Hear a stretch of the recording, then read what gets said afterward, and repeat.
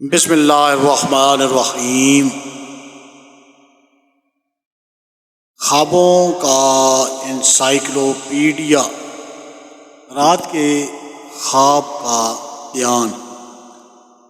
حضرت ابو ہریرہ رضی اللہ تعالیٰ عنہ نے بیان کیا کہ نبی کریم صلی اللہ علیہ وآلہ وسلم نے فرمایا، مجھے مفتاح القلم دیے گئے ہیں اور روب کے ذریعے میری مدد کی گئی ہے، اور گزشتہ رات میں سویا ہوا تھا کہ زمین کے خزانوں کی کنیاں میرے پاس لائی گئیں اور میرے سامنے انہیں رکھ دیا گیا۔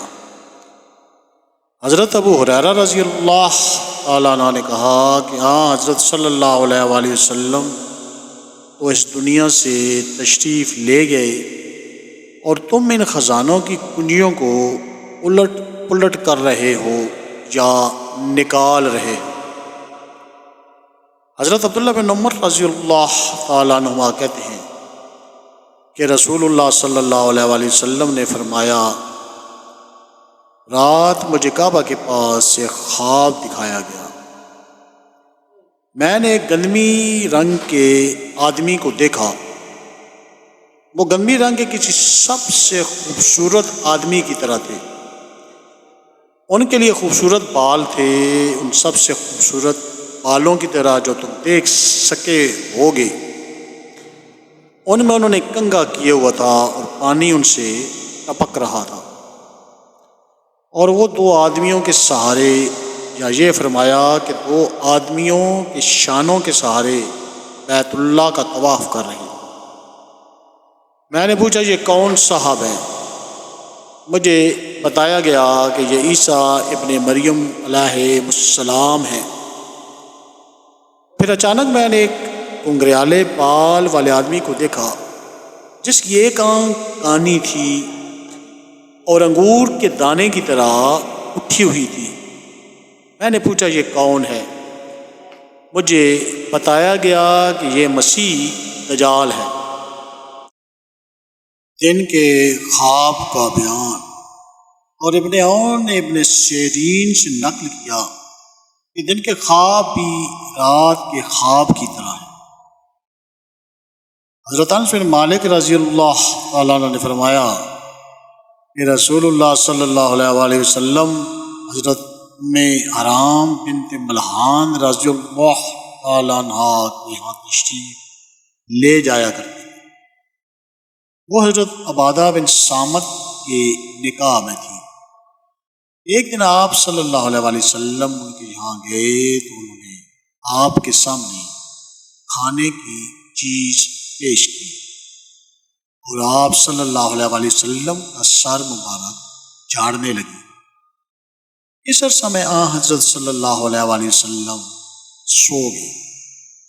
آپ صلی اللہ علیہ وآلہ وسلم نے خواب دیکھا، پھر بیدار ہوئے تو آپ مسکرا رہے تھے۔ انہوں نے کہا کہ میں نے پوچھا، یا رسول اللہ صلی اللہ علیہ وآلہ وسلم، آپ کیوں ہنس رہے ہیں؟ آپ صلی اللہ علیہ وآلہ وسلم نے فرمایا کہ میری امت کے کچھ لوگ میرے سامنے اللہ کے راستے میں غزوہ کرتے ہوئے پیش کیے گئے۔ اس دریا کی پشت پر وہ اس طرح سوار ہیں جیسے بادشاہ تخت پر ہوتے ہیں۔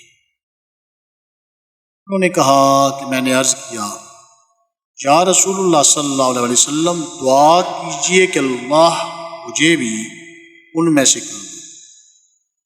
چنانچہ حضرت صلی اللہ علیہ وآلہ وسلم نے ان کے لیے دعا کی، پھر آپ صلی اللہ علیہ وآلہ وسلم نے سر مبارک رکھا اور سو گئے۔